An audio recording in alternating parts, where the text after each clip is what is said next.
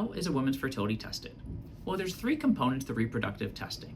The first one is your doctor should take a really good history. They should get to know you should get to know them, but most importantly is they should get to know your reproductive history so they have a better understanding of what all of the data that they're going to generate actually means. Second, you should get a blood test. In that blood test, there's going to be a number of different things that will be done. So from a couple vials of blood, we can understand how well your brain is talking to your ovaries. That's called looking at something like follicle stimulating hormone, or FSH. How well your ovaries are responding. That's called your estrogen level. We can understand what phase you are in your cycle. That's checking your progesterone level. And we can understand, for example, if you're in the middle of your cycle, if you're close to ovulating. That's checking your luteinizing hormone. Of course, the blood test that everyone likes to talk about is checking your AMH, or anti-Mullerian hormone. And that gives us an idea of your ovarian reserve, or how many eggs are kind of in the bank. It doesn't tell you about the performance of those eggs. It doesn't tell you about the egg quality that you have. It doesn't even tell you about your chances of getting pregnant in the future.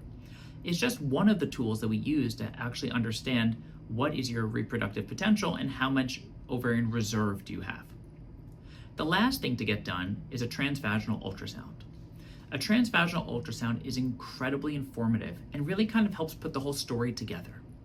From one simple ultrasound, which really only should take 2 or 3 minutes, we have the ability to assess the uterus to make sure that there's no polyps or fibroids. We have the ability to make sure that the 2 ovaries look normal, that there's no cysts on those ovaries. And then we can also get an idea of what your egg count or antral follicle count looks like, which helps us because then we can take that data along with your AMH data to put the whole story together to understand what is your reproductive potential. When someone goes to their OBGYN, what tests should they have done?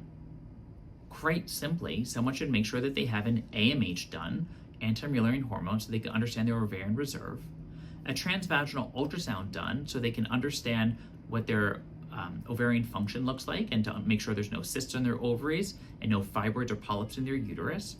And then they should also talk to their OBGYN about even getting genetic screening done.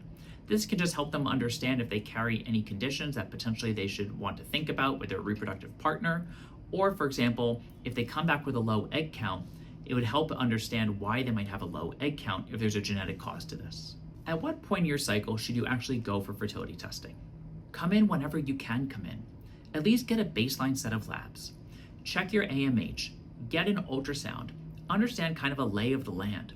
And at least with that baseline data, we can then understand if we need to have you come back the following month for day 2, day 3 data, or if everything checks out, then you could probably keep going forward with your plan of either freezing eggs, continuing monitoring, or just having dialogues with your OBGYN.